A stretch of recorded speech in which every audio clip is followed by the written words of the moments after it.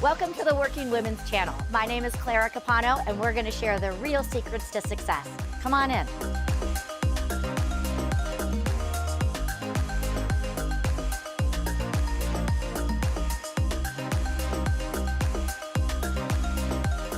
Hello, everyone, and welcome back. We have another episode of the Working Women Channel where we talk all about how we as professional women can create success and do it all on our terms. And I am so excited for my guest today. We have Stevie Dawn, who is a professional speaker, corporate trainer, a friend of mine, and she is just blowing the doors off of so many preconceived notions and really helping everyone just sort of level up in their world when it comes to success. So, Stevie Dawn, welcome to the show. Oh, thank you so much. So happy to be here. And always nice, right? When we get to do these kinds of things with people that we already kind of know, Yeah. right? Because then you're not having this like weirdness about it. Like you and I have done this a million times. Now we're just Exactly. recording it. And And it's now we so just get much to kind of easier. talk as friends. And, I think we're going to get to all your little shark infested waters behind you Sure. because you're not a marine biologist or anything. But again, you've done some great things. So, what I want to do first is one, just kind of ask you to maybe just briefly introduce yourself to the crowd so everyone knows who you are. Yeah, absolutely. So I'm Stevie Dawn Carter. I live in Mansfield, Texas. So for those of you that don't have any idea where that is, it's just south of Fort Worth. That's really what we claim is it's Fort Worth. I have been a professional speaker and corporate trainer for the last 8 years. Prior to that, I worked in higher education for a while. And prior to that, really my first career was as a dancer. I was a professional dancer for 20 years. And through all kinds of obstacles and journeys and paths, I ended up here. And really now my work is centered around communication, leadership, and emotional intelligence, and just trying to help people have the best lives that they can, especially at work. Yeah. Because we spend a lot of time at work, it might as well be a place we enjoy, right? Exactly. And I think many of us, unfortunately, have had those experiences where we don't enjoy it. And to be Mhm. able to be on the other side of it is just such a blessing. So I Absolutely. love it. Absolutely. And I think that's true for a lot of us. Yeah. So since we are using the show to talk about the fact that success is something that we can create on our own and that we have the ability to create it and define it by whatever it is we want to define it as. What I would love to do is ask you first, when you were a kid and you looked into the future, when you were a kid, how did you envision success? What did you think success was going to look like for you when you were younger? Yeah, absolutely. So I think if you asked me when I was, I don't know, under 10, I would tell you I was going to be a professional ballerina because I really thought that was my life. And I think success then for me, and this is kind of interesting because I feel like it's come full circle. So success then for me was a job that I loved, a career that I loved. I think as I went through life, like then if you asked me in my teenage years, it Mhm. was all about the money, Yeah. right? It was, I need to make a certain amount of money. I want to do a certain amount of things. And I think that part, making money, was something that even when I did my dance career, I was focused on the money, right? Mhm. Like, how do I make more? How do I get further? And I think that definition of success really carried me until my late 30s. I'm Yeah. going to be honest. It was Mhm. all about the money, all about making money, all about climbing whatever ladder was in front of me. And even when I left dance, left corporate, and was out on my own, I really still defined it as Mhm. making money, Yeah. you know? And And so I it's think that's interesting. normal. It's an interesting question. Yeah. Whereas, like, I know that now I'm probably a lot closer to defining it along the line of it's a job that I really love. Yeah. Yeah, exactly. And I think, I think it's always important that we look at where we came from and, that vision that we had when we were kids, because I think for many of us, that's what we think. It's work, get the money, get the big house, and all of that comes together. And then as we go through there, as you worked and went through your journey in redefining success, which we'll talk about, in a few minutes here, what were maybe some of the biggest lessons that you've learned as you were in your corporate field and again starting to just really, again, lay the foundation for who you have become. I think one of the lessons I learned is that in the corporate world, more success usually means more responsibility, Mhm. right? And there was an element of money and responsibility went hand in hand. So Mhm. one of the things I learned as I went through my own journey as an employee and then as a leader was just this idea of, leaders get paid more money than employees do, maybe, but they also have a lot more responsibility, and some Mhm. handle it well, and some don't handle it Right. well. Mhm. And I think I never really thought about those as being tied together when I was younger. Mhm. So one of the biggest lessons I had to learn was if I wanted more money, I had to be okay with the more responsibility. Exactly. And there were definitely moments in my life where more responsibility was not what I needed in that moment, Exactly. And right? also sometimes more responsibility doesn't always mean more money. Right. And then how do I connect that? Right. Because I was like, well, I'm supposed to be leading and that's supposed to be giving me more money, but yet I'm not getting the more money, but you're asking me to lead. Right. So that's that other side of that coin. So I think that was definitely one of the lessons that I learned. And I think the other lesson then, which kind of ties along with that, is more money, more problems. Like there's Mhm. an element of as I went up and made more money, I also found there was just so many more problems. And at a certain point, I started to have to ask myself, like, is this still fulfilling? Exactly. Right? I'm checking Is it boxes, really but worth does it? that matter? Exactly. And that was, a lot of what I went through is I looked and I'm like, I have all the boxes checked off, but I feel empty inside. And, and I think that's, one of the lessons that I've learned is, you know, what is it that's really going to fulfill you? Because again, the title, when you're young, you think it's the title, you think it's the prestige, you think it's the money. But then, as you mature, Mhm. don't get me wrong, having the money is still great. I still love Oh, having money. sure. I Um, still love money for I don't want sure. I don't I want to don't have belittle a that in problem with any it. way. But again, it's finding that, that dance in there. And then I would love to kind of hear because you left the safety of a corporate job and then ventured into the speaking world as an entrepreneur. How did that transition go for you? And what were some of the changes you had to make in yourself, in your habits, in your mindset as you shifted from being in the corporate world to in the entrepreneurial world? Well, number one, this is not a 5 hour long podcast and you didn't send me wine. So Yeah. we'll try and keep it Mhm. short and sweet and to the point. I think one of the biggest challenges that every entrepreneur faces, and I know you and I have talked about this before, but just rediscovering who you are as a human. Mhm. I think the corporate world, for all its wonder and glory, and I do think that it has wonderness and glory in it. It really does force you to fit in a box, Yeah. and it creates who you are. Right here's your personality when you're at work. Here's the people you hang out with. Here's the things that you do.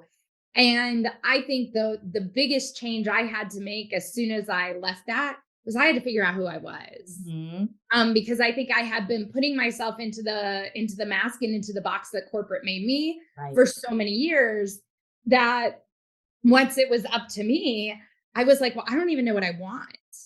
Right. Like so there's a movie and I reference it all the time in my training sessions. Runaway Bride. Mhm. Okay. Julia Roberts, Richard Gere, great movie. But one of the things that I think is so relatable to that movie is that every man she was with, she just ate her eggs however they ate their Yep. eggs. And Mhm. she didn't know how she liked her eggs. And I'm like, oh my gosh, that is my life. Mhm. Right. I spent decades, whether personally or professionally, doing all these things for everybody else and doing whatever they did and saying that must be what's good. That must be what I like. And then I finally reached a point in life where I'm like, no, I'm on my own and I get to make my own choices. Oh my gosh, how do I like my eggs? Exactly. Right. Because it's Right. wonderful. It's like, oh, I'm in charge. And then it's also, holy crap, I'm in Oh, charge. I'm in charge, right? So I think that was like the biggest thing for me was making that shift and realizing it is all on me and I do get to choose. And that was a little overwhelming. Yeah. And then I think, along with that, you said, what of your habits? I think one of the biggest habits I've had to continue to work on as an entrepreneur is motivation. Because, when somebody else told you be here and work from 8 to 5 and do these things, great. I did it so that I got the paycheck. Mm-hmm. But now my paycheck is really dependent on how much work I want to put in that week. Mm-hmm. And there are weeks I just am lazy and I want to watch some Netflix and do nothing. Right. And that's okay. And I'm trying to give myself grace for that. But there's also an element of, okay, but now your Mm-hmm. paycheck revolves around you doing that. So Mm-hmm. where's your motivation? And so I really had to learn how to motivate myself, how to show up every day for myself, for nobody else but me. And that was actually a really big habit change that I had to make. Yeah, I think that's so true. And one of the things that I try to talk with a lot of entrepreneurs about is you have to look at your organization or, what you do, even if it's only you and it's only an organization of one, you have to look at yourself both as the CEO and as the employee, because Mhm. sometimes the employee, gets a little lazy and, It's slacking off. Yeah. exactly. So we have to have those checks and balances. Yeah. I do want to just ask a quick question. And again, I know we're not here for a lot of time talking, but you mentioned emotional intelligence, and that's something that you focus on. And I really believe that that is one of the most critical workplace skills that people need to have, but not a lot of people understand it. So I was wondering, could you just maybe talk for just a little bit on what is emotional intelligence and what are you seeing as the benefit as to how it helps us in our personal and professional lives? Yeah, absolutely. Thank you for that question. I always love talking about I emotional know, me intelligence. too. So I think for me, the definition I use is it's a learned ability, number one, a learned ability to regulate your emotions and to interpret messages based on their emotions. Right? So for me, it's twofold. I think there's a lot of emotional intelligence, which is regulating self. Right? So knowing when I'm having a bad day, it's probably not the time to fire off that angry email. Mhm. Right? It's going to come off a little harsher, a little more brusque than it's supposed to be. And understanding my own emotions and understanding how I need to regulate those to make sure they don't impact the work in a negative way is really important. But I also think emotional intelligence is being able to take the communications that other people send us and try to really filter them through the way they meant it, maybe not how they said it. Yeah. And I think that takes emotional intelligence because you have to be able to think of your own emotions, think of their emotions in that moment, and go, do I really think this person meant this way? I think in the work world, we take a lot personally. Very much. And I also think in the work world, there's a lot of people who don't care enough about us personally to make it personal. Mhm. So who's making it personal? We are. Exactly. Right. And Mhm. the biggest change in my own life that I have seen over all the decades, over all the work, you and I know we take a lot of classes, we do a lot of training, right? We got a lot of skill sets. The biggest shift I ever saw in my life was when I started practicing emotional intelligence on a daily basis with communication. Yeah. That is when my life shifted because I started to realize, these people aren't out to get me. Mhm. These people aren't mad at me. When they give me feedback about my work, it's not because I suck. Yeah. It's because, hey, could you just adjust this and it would be better? Sure, I can. That takes 10 seconds. That's not personal. Mhm. But me prior to having emotional intelligence, I would have totally taken that as a personal attack and thought they hated me.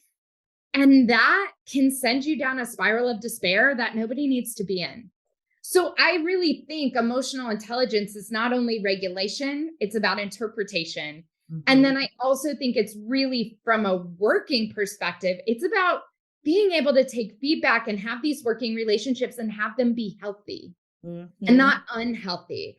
Have them stay at the office and not bring them home. Right. And I think personally, it's about being able to communicate better with your spouse, with Mhm. your family, because it really shifts how you think about conversations. And that's why I think it's so important for me. I agree because I think again it really, in my opinion, it connects us back with that human element that Mhm. so many of us are missing in the professional world.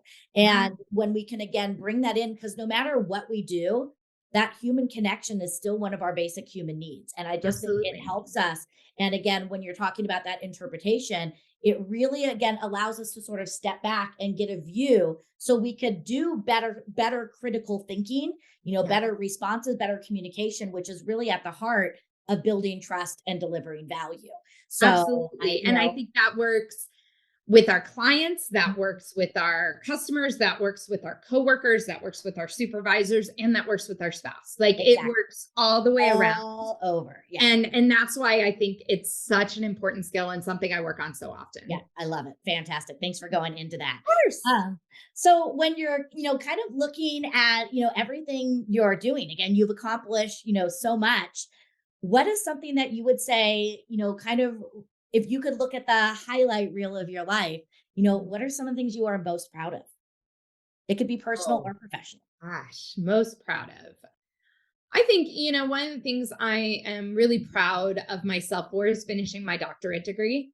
Mhm. That was something that, it's a 5-year process. And the year I started it, I knew why I was doing it and I knew what I wanted.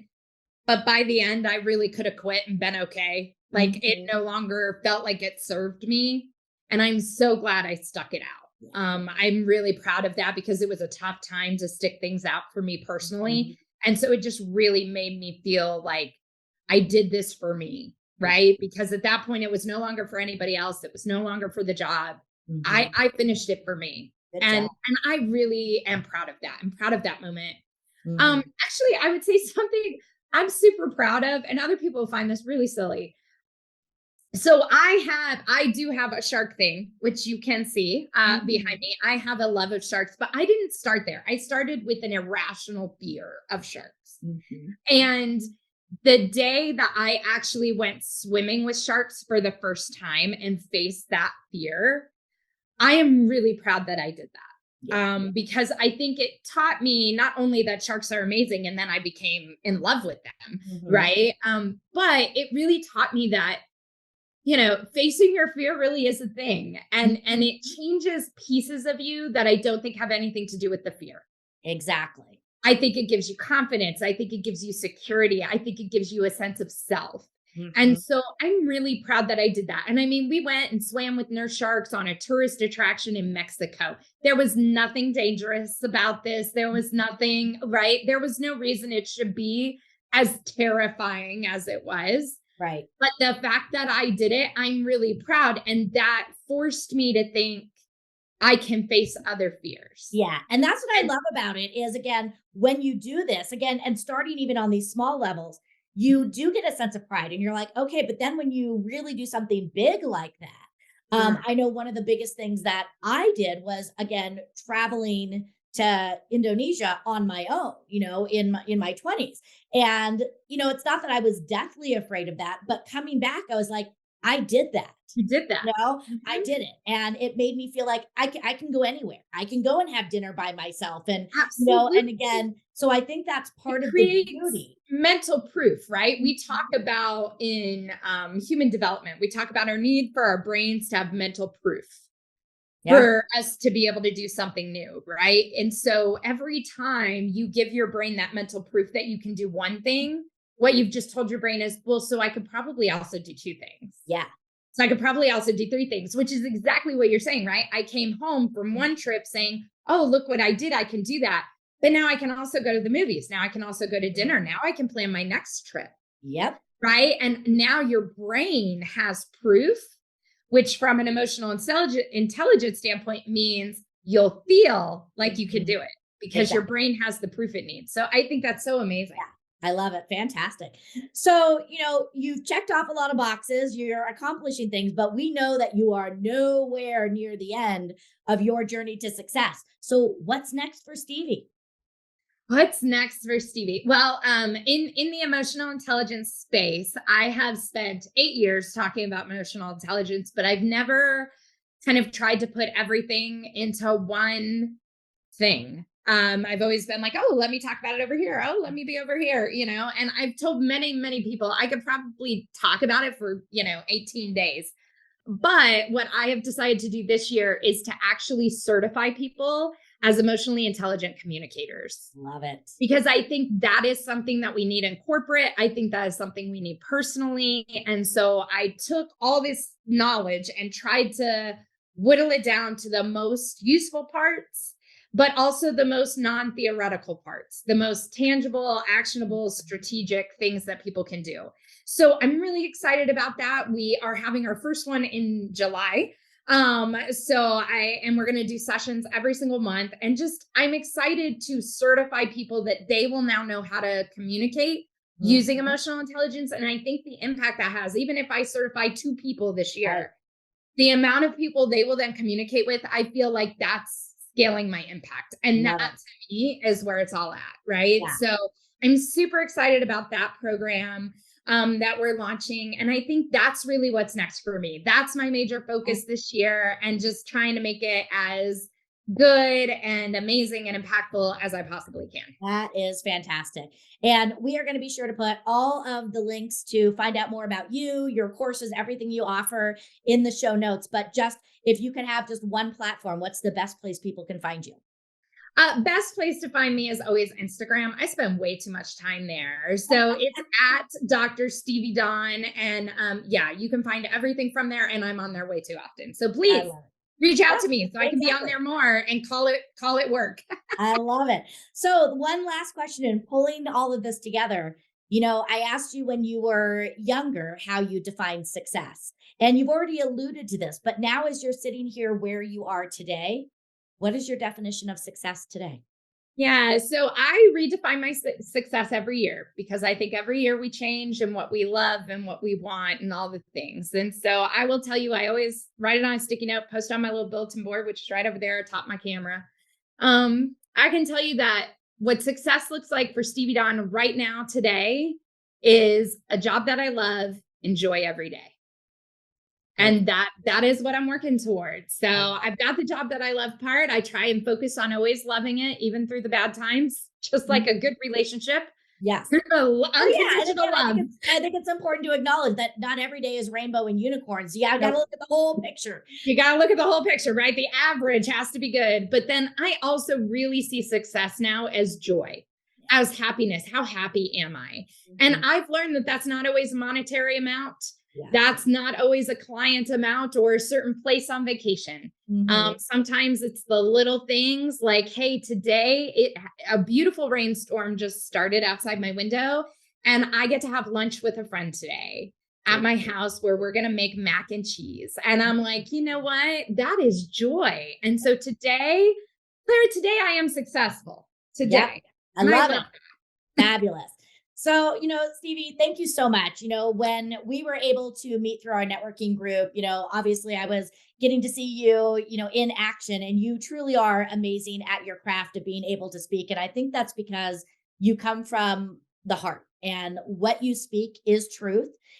What you speak is simple, relatable to all people. And again, you can just see your passion come through in everything you do. So there is no doubt in my mind that you are going to be able to continue to impact and change lives, with the people that you touch each and every day. And I love your concept of living each day with joy, because we have to start lighting ourselves up on the inside and have that start resonating. So thank you for spending time with me today and sharing your wisdom, your thoughts, your humor, everything with us. Well, thank you. It was my honor, really. Awesome. And thanks all of you for watching again. We're talking a lot about redefining success and knowing that you don't have to fit in somebody else's box. You get to create success all on your terms. So don't forget to take 30 seconds to like, comment, and rate the show so we can continue to impact lives around the globe. And I will see you next time. I'm Clara Capano, your host for the Working Women Channel.